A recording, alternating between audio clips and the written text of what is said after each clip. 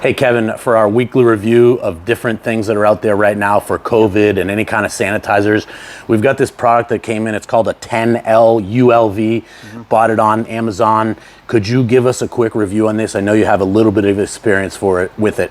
Yeah. So this is a high-end Chinese model. But I just wanted to first point out some problems. One is there's a warning that you can't operate this with wet hands or it might shock you.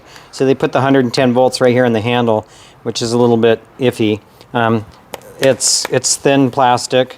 I ran it for a minute. One thing I didn't like is this whole thing gets really hot. I think the motors might overheat. One thing I noticed also, I think is kind of a problem with the design, is I don't know if you can see it, but they just glued this and they have wood screws poking into their supply feed tubes. So I don't know if you can see down in there, but they're just like needles waiting to burst the lines.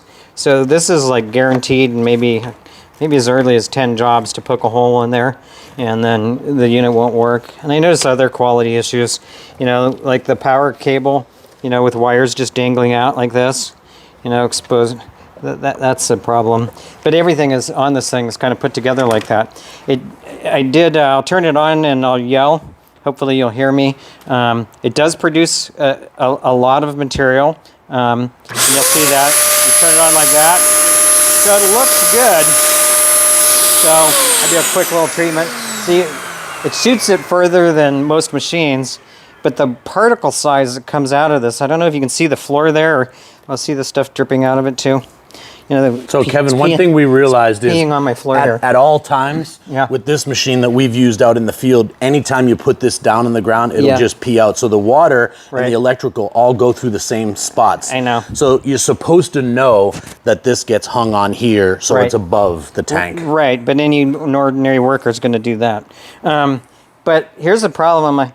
I don't know how they call this ULV. If you can see, I don't know, maybe you can catch it in the camera, but my floor is soaking wet. That's not ULV. So that's really like a sprayer. I know it's not called a sprayer. It has a ULV type head, but there's something that's preventing it from really functioning as a ULV fogger. The particle size is coming out of this, and I can't, this is just an opinion, but looks like 200 microns to 50 microns, not the other way around. I actually pulled a data sheet from Santa Fogger. They truly do what they say. And I just want people to understand that if this is a bacteria at 30 microns, 50 microns you can see with the naked eye, and it also will leave a surface wet. So I think that this unit's producing over in this range, from 50 to maybe 200 micron particles, and that's just my gut feeling about it, because everything's soaked. Now, when you get things wet, you're going to damage electronics and paperwork and stuff like that. A true ULV will, at worst, be at the 50 microns and go all the way down to 0, where 4/5 to 3/5 of the particles you can't even see with your eye. And what that means is paperwork doesn't get damaged, electronics doesn't get damaged, and also you use a lot and less material. If you imagine that you're creating a layer on all surfaces the size of your microns, you don't want a sheet that's 200 microns thick, you want one that's 10, because you're going to use 1/20th of the amount of product.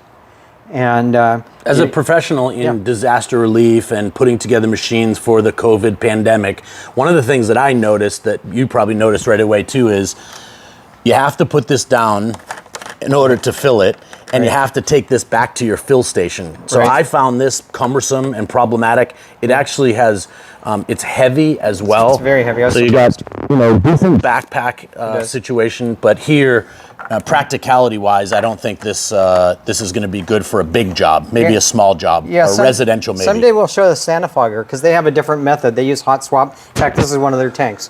They're hot swap tanks that you just pop in, so you can pre-fill like dozens of these. In fact, since we have one sitting here and we're going to talk about it. So yeah, so you just pop this off, and you can pop out your tanks and pop in fills. So it's easier, it's faster. People love that. And it's also a more manageable weight. But that's a totally different system. We'll do a review on those another time. But as far as this is concerned, I'm looking at my floor. It's probably been 3 minutes, and it's soaking wet. What about from So- a practicality standpoint if you need to have it plugged in? Well, that's an issue too. You've got to deal with this stuff everywhere. So wherever you go, you've got a cord, in this case, sitting and standing water. So I'm not in love with that. I'm not. So Kevin, each I don't like week when we do this, the things that I would be interested in, because we're selling these wholesale, we're using these actually in the field, is how much it holds, how durable it's going to be, because we don't want to buy disposable machines, and then if there's any danger to it compared to kind of the best pieces out on the marketplace. So if we could say, like, how much does it hold? Do we have a cordless, or is it have a wire, wired where it has to be plugged in? And then, is there any danger to it? Well, I have a problem with the electrics being in the switch, especially with so much water involved. And the quality of build with things like screws poking through on the hoses and just exposed wiring on a brand new unit. It's never even been used. Like right out of the box, it's falling apart kind of. So, and that's not just the only part. There's like 4 parts on here that are kind of like that. And I hear some people, I talked to somebody yesterday who said that a fair amount of these come right out of the box. They don't even work. So, and people are getting pretty pissed off about that. And availability-wise, we know that these ones coming out of China are coming in lots of 100 or 1,000, and you can get them on like eBay and Amazon for anywhere from $500 to $1,000. Short windows. No part support whatsoever, and no support really on anything whatsoever. If you have a problem with this, you throw it away. Get a new one. So yeah, disposable. So they're totally disposable, and with the barbs poking through on that screw to the hoses, that disposability might be as little as 10 jobs. Great. Thank you so much. Yep. Appreciate it. We'll see you next week.